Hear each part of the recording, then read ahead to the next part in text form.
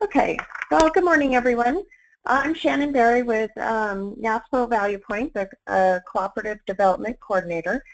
I'd like to welcome you today to the Digital Print and Quick Copy Services State Kickoff Meeting webinar. A few housekeeping items.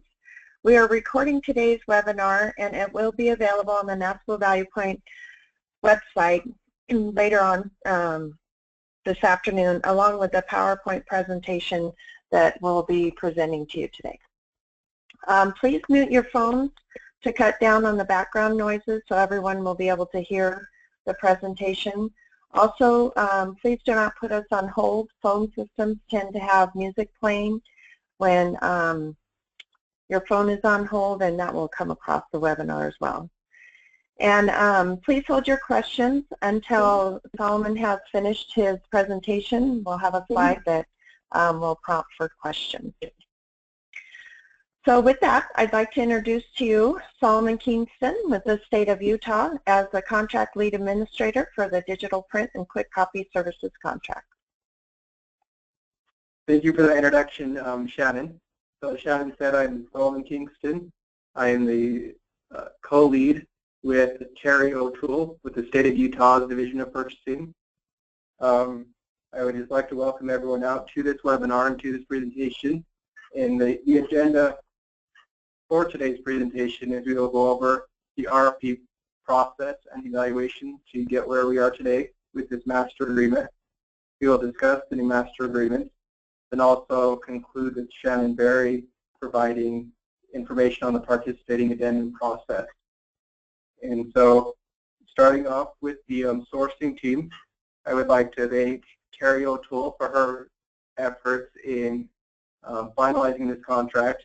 And so as a sourcing team may recall, they were dealing with a different purchasing agent, Mark Perry, as they first started the evaluation process for this contract. And since Mark Perry's departure, Terry O'Toole has played a very important and vital role in getting the process finalized and the ultimate contract executed. We'd like to thank her for that. We'd also like to introduce and thank our sourcing team, Heather Moon from the state of Nevada, Rayanne Aggers from the state of Washington, Brian Jensen from the state of Utah, and Shannon Berry is the Cooperative Development Coordinator for NASPO Value Point. And with that, we would start into the RFP process and evaluation. This process, we followed the Utah Procurement Code, and that is found in Utah Code Title 63, Chapter 6A. We primarily followed Part 7, which addresses issuing requests for proposals, and offerors responding to this RFP had the opportunity to apply for all NASPO states or a single individual state.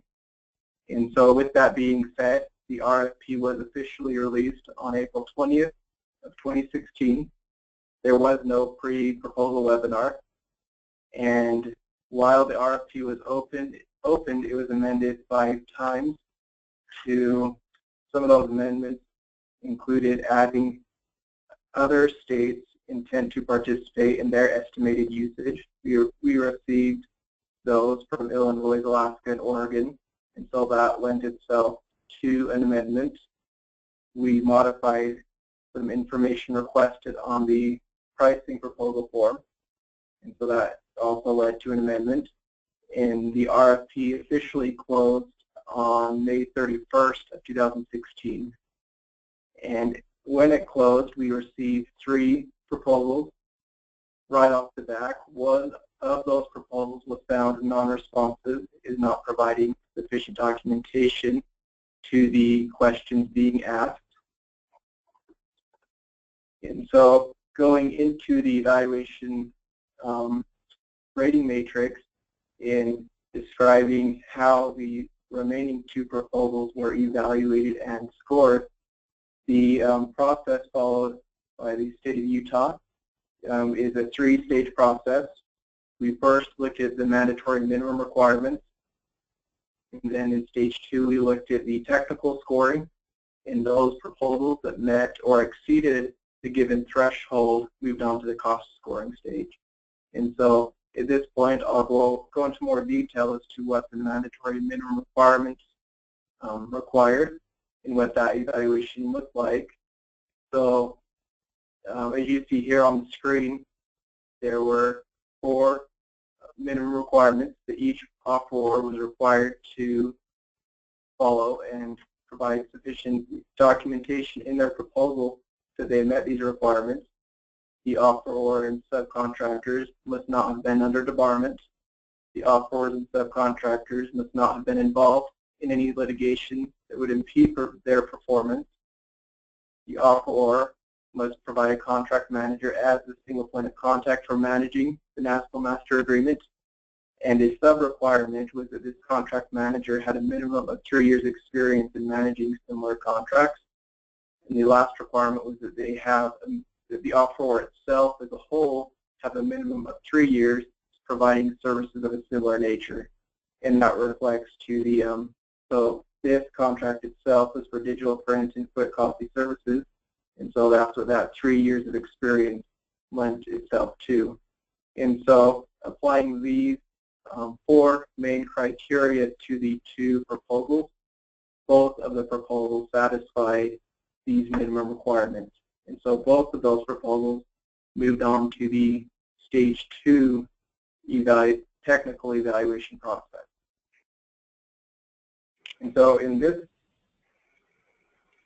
process, the vendors were scored against technical criteria, and in this stage we've identified 6 overall categories that each proposal was scored against. As you can see on the screen, we looked at product and services overview, supplier capabilities and geographic coverage, their customer service, marketing and implementation references, and value-added alternatives. And within each of these main categories that you see here, there were subcategories that were also scored. And with going back to the 6 criteria, as you see on the right of your screen, there were points associated and weight associated depending on their ability to meet or exceed a given requirement. So with that being said, is going to the next slide. This is the methodology that we used for assigning the number of points to a proposal depending on a given criteria. So as we look at going through this rating matrix, the sourcing team gave a 1 to those proposals who failed to address the requirements in the RFP. They gave a 2 to those proposals that addressed the requirements in the RFP unsatisfactorily. They gave a 3 to those proposals that addressed all the requirements in the RFP satisfactorily.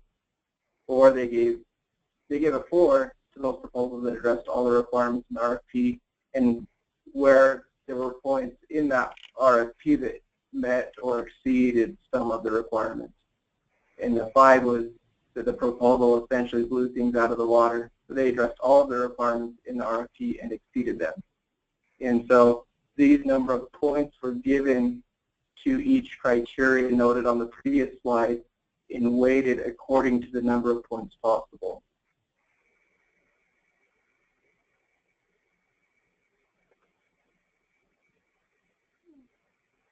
So moving on to the evaluation calculation.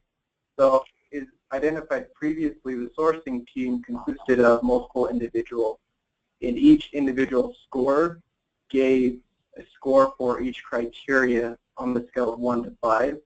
And as you see, there are multiple scores, or there are multiple evaluators providing us a score.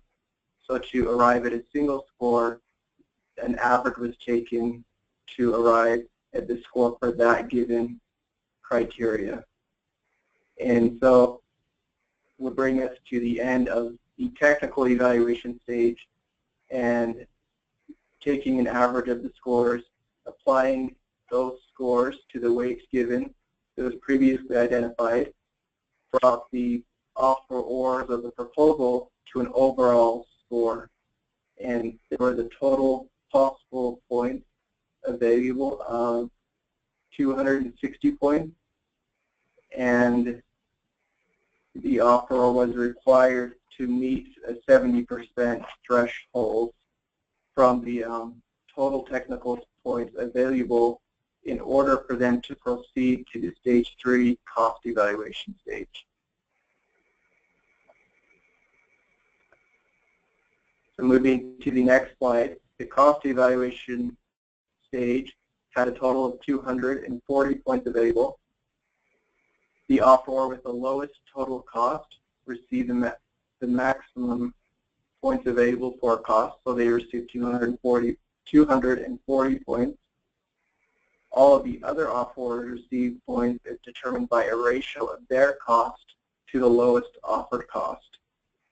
And so this process of looking at costs, there was a market basket done, and 5 primary projects were identified by the sourcing team. Five projects were identified by the sourcing team, and those were scored, and the overall total received is what is the cost that was applied into this cost formula. And so looking at the ratio calculation as to how the other costs were proportionate, cost points on these other proposals were proportionately decreased based off the amount that they exceeded the lowest cost proposal. So going into this calculation, it's not as complex as it seems. And so the offeror with the lowest cost proposal received 100% of the cost points. All of the other offerors received a portion of the total cost points based on what percentage higher their proposed cost was than as compared to the lowest proposed cost. And those offerors whose proposal costs more than double the lowest cost proposal received no points.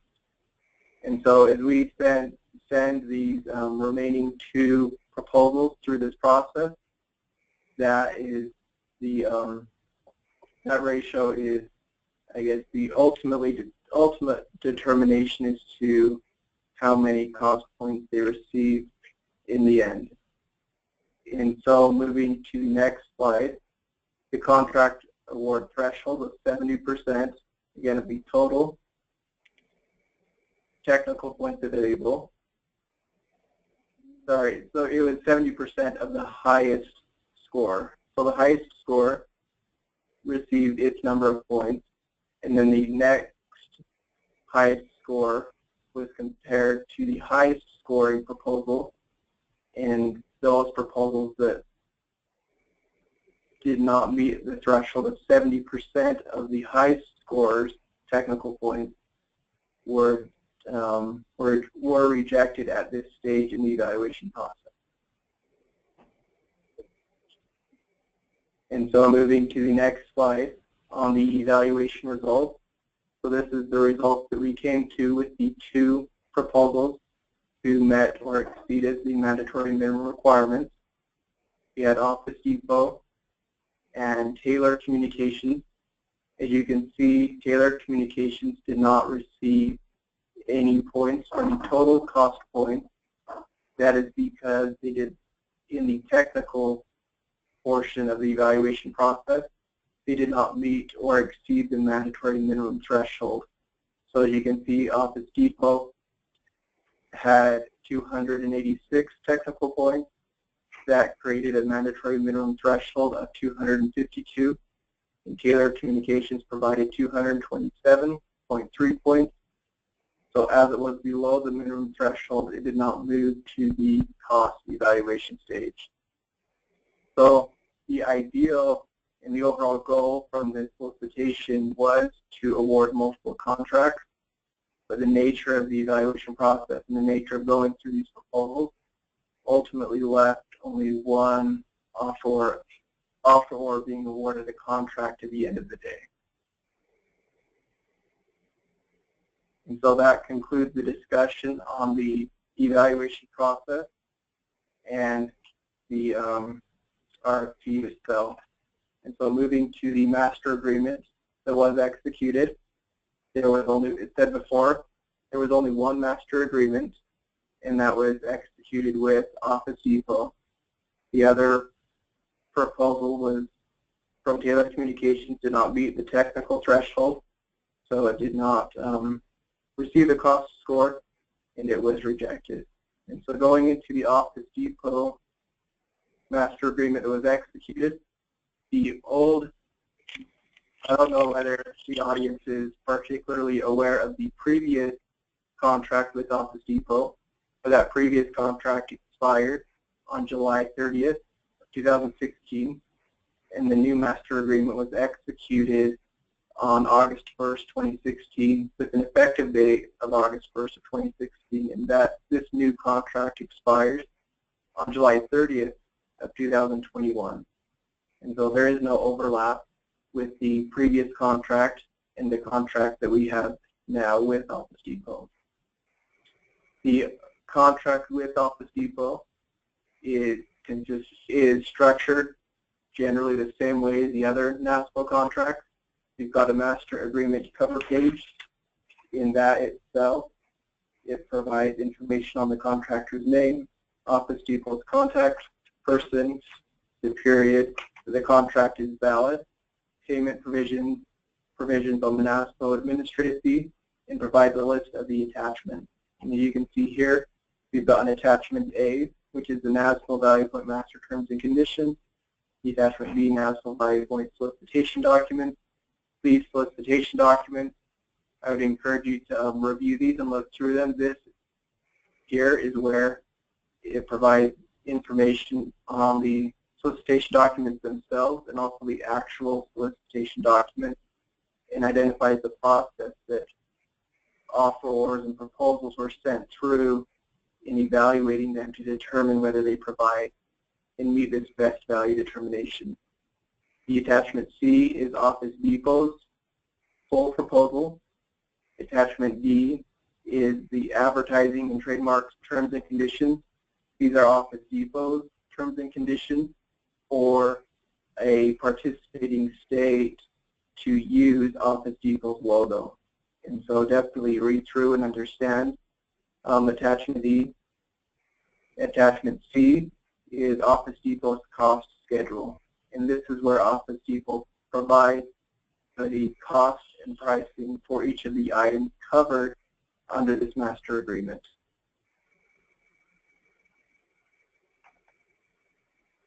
Moving to the next slide, in the ordering instructions, Office Depot provides that orders will be placed on Office Depot's self-service website. As you are aware, there are also local print services in print shops around the nation. You can order directly from there, go on site, place an order, and also participating states who execute a PA will be assigned an individual from Office Depot who will be the Office Depot point of contact for managing any issues that you run into, if any, on your PA with Office Depot. Moving to the next slide, as you place orders under the master agreement, it's important that you include some basic information. This information isn't difficult at all. It's just the basics, the services and supplies that you need, a billing address, the master agreement identifier, and that's very important that you place the order.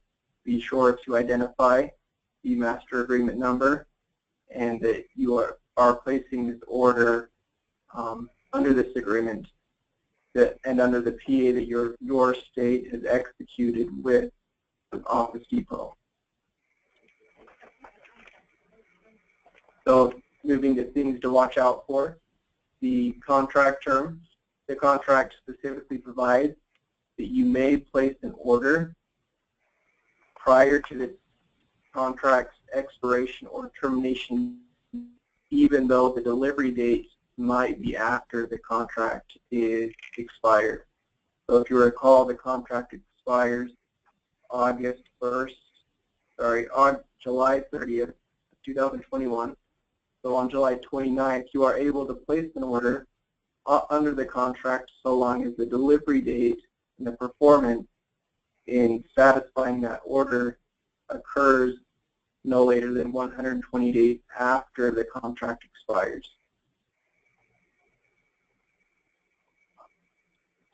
Moving to the next point, there is an ASPO value point administrative fee associated with this contract. It is 0.25%. States are allowed to require an additional administrative fee that is paid directly to the state. That administrative fee that is paid individually to the state must be addressed and provided in that state participating addendum. And that administrative fee that the state requires is only based on purchases made by purchasing entities within that state. And again, for all those requests, that if you are requiring an additional administrative fee that's in addition to the NASPO value point administrative fee, and be sure that you incorporate that and provide that in the participating addendum that you execute and negotiate with Office Depot. The payment provisions in this master agreement are the general net 30 days from the date of acceptance. Payments can be remitted to Office Depot by mail, and also payments can be made via your state or political subdivision purchasing card with no additional charge. Purchasing cards will be charged upon shipment of finished product. And so Office Depot will not wait until 30 days from acceptance to charge your purchasing card. It will charge the card upon shipping out your order or your finished product. Looking over Office Depot's contract and even the proposal the Office Depot provided, as you are aware that Office Depot is not new to this portfolio. They are a previous provider to the digital print and photocopy services contract.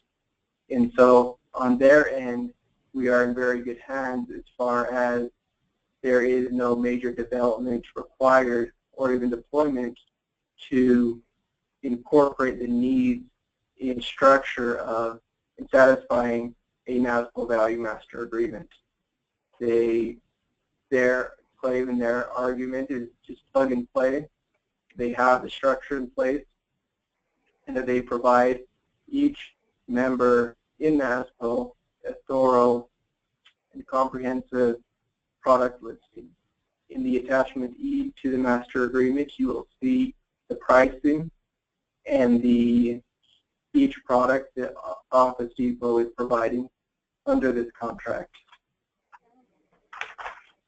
As a previous provider under this contract, they have the expertise and the knowledge in not only providing services under an executed master agreement or participating addendum, they also have the structure in place to understand that each state who wishes to participate and execute a participating addendum, they understand that process, and they are very good at following through on that process.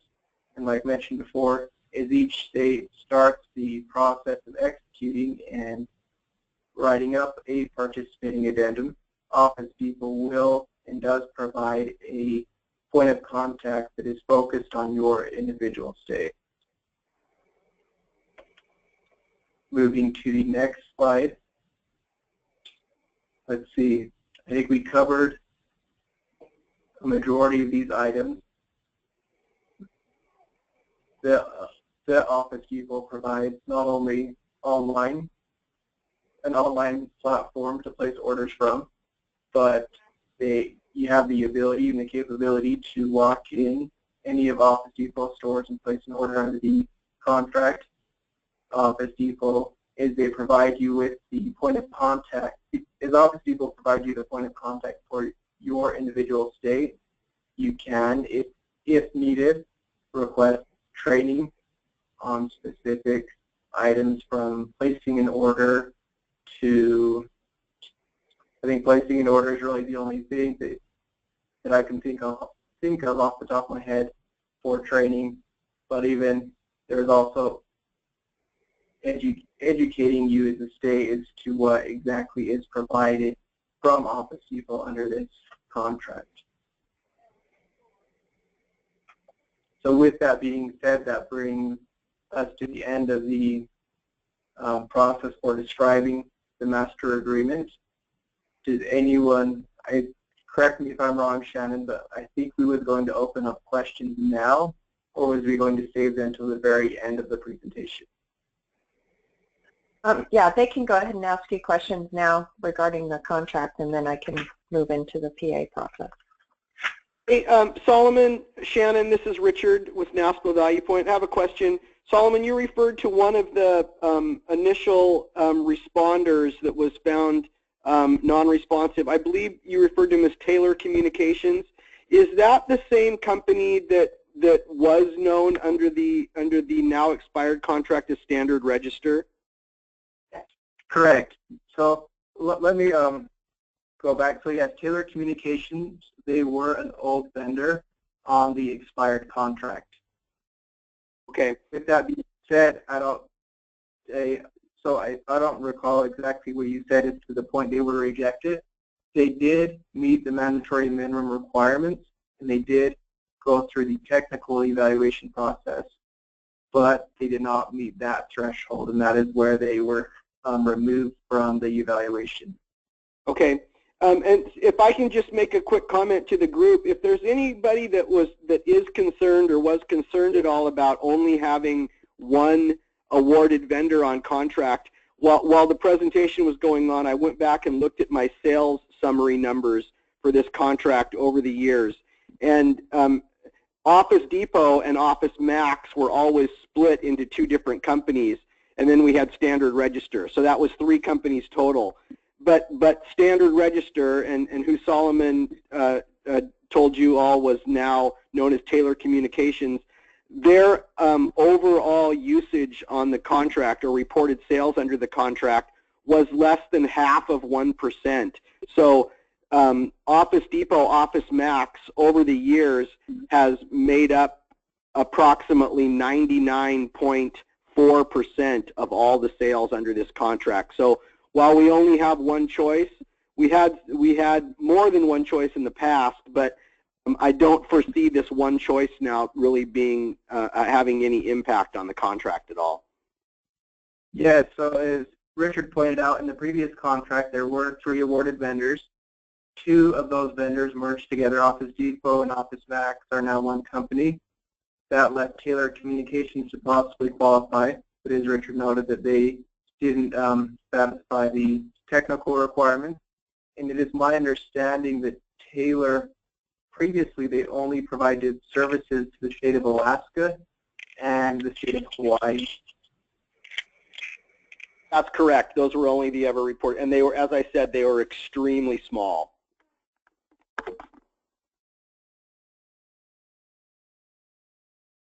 Thank you, Richard, for that information. Thank you. Any other additional questions out there?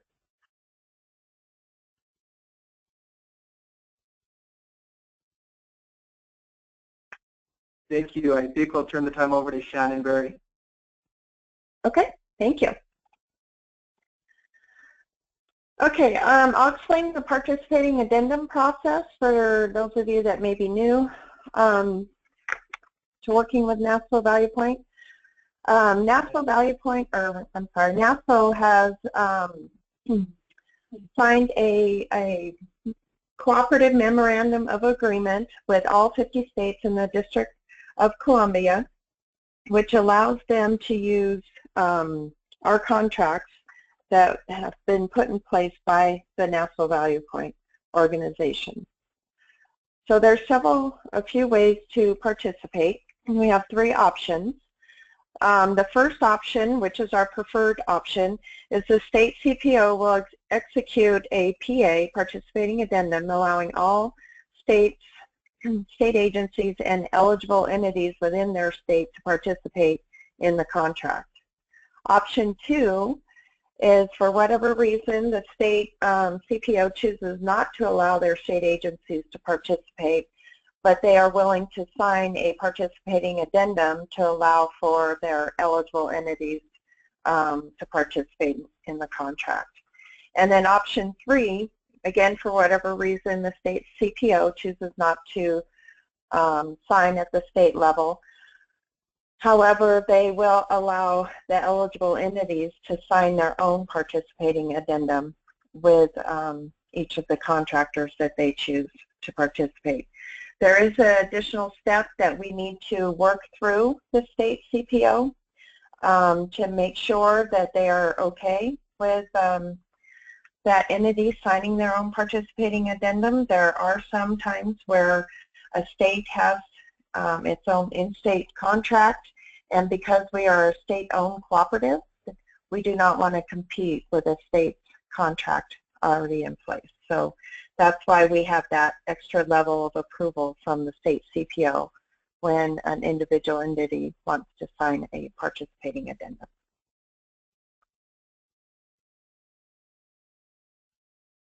So the steps in participating, basically the steps for options 1 and 2 are the same. The state chooses to enter into a participating addendum with whichever contracts they choose. They have ability to negotiate additional items into the RPAs, such as the administrative fees, separate reporting requirements, or any unique terms and conditions that are specific to their state. When states are entering into their PAs, neither NASPO, Value Point, or Solomon as the lead contract administrator get involved with the state's negotiations. We are certainly here to answer any questions you may have, but we do not review and approve the participating addendum. It's only between your state and that contractor. Once the PA is executed and signed by both parties, we ask that you send a PDF copy to NASPO Value Point at the email listed on the screen, which is pa@naspovaluepoint.org.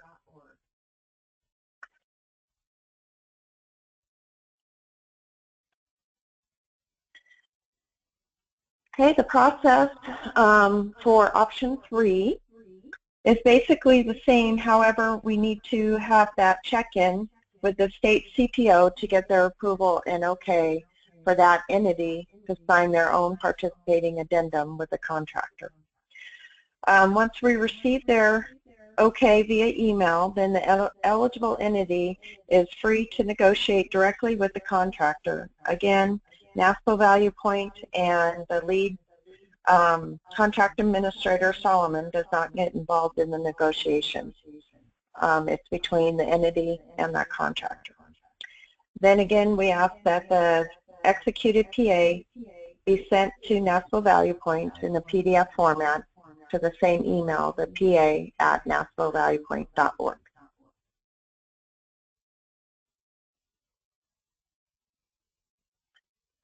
Okay, so we have a flow chart that will kind of help with the PA process. Everyone starts at the green here. On our website, we have a model participating addendum, so we ask that everyone start with that. And then if you're a participating state and the chief procurement officer is signing at the state level, then it would move to the right and they would execute, negotiate and execute their participating addendum, and then the final copy is sent to NASPO Value Point at that email again. And then all PAs are maintained in a repository and posted on our website. Other participating entities will move down the flow chart and then go through the process. We have that level of approval from the state CPO if it's an individual participating entity. And then again, ends up in the same spot, being sent to NASPO Value Point so we can keep it, maintain it in our repository and post it on the website.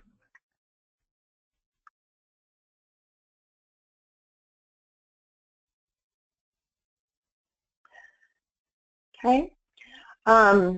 Participating addendums, again, they can include their own state administrative fee. That's in addition to the NASPO Value Point administrative fee. They can include their unique terms and conditions. They can identify options for their state and their political subdivision. request additional reporting requirements. We do have our own reporting requirements. We try and have that reporting cover most all things that would be required in the portfolio. However, some states may have some unique information. And then also states have the option of selecting which contractors they want to work with. This portfolio only has one contractor, so there's not much of a choice on that one.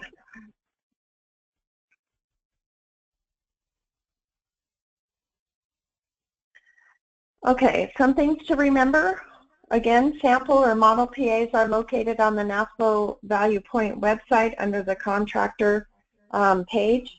We ask that you start with that document to ensure you are using the most current information with the current contract number, contractor, etc. Again, the lead and NASPO Value Point do not participate in negotiations. Executed participating addendums will be maintained on our website and also in our repository. Once we post a participating addendum on our website, then the state that is participating on the map will be colored in blue to show that they have executed a participating addendum. We also ask that you only submit completed and negotiated PAs with signatures from both parties. And we ask that it's in a PDF format so that it can easily be posted on the website and no changes will be made by either NASPO Value Point or anybody reviewing those documents.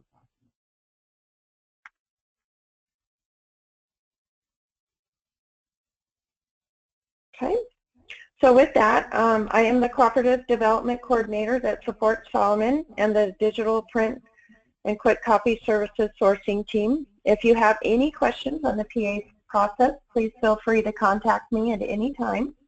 If you have any questions specific to the services or the terms within the master agreement, Solomon would be the one you would want to contact. I want to thank everyone for attending today's webinar. I'd also like to thank Solomon, along with Terry O'Toole and the sourcing team for their hard work on this project and supporting the National Value Point organization. Please remember that this webinar will be posted and available on NASPO's Value Point website later on today. Are there any questions that somebody may have?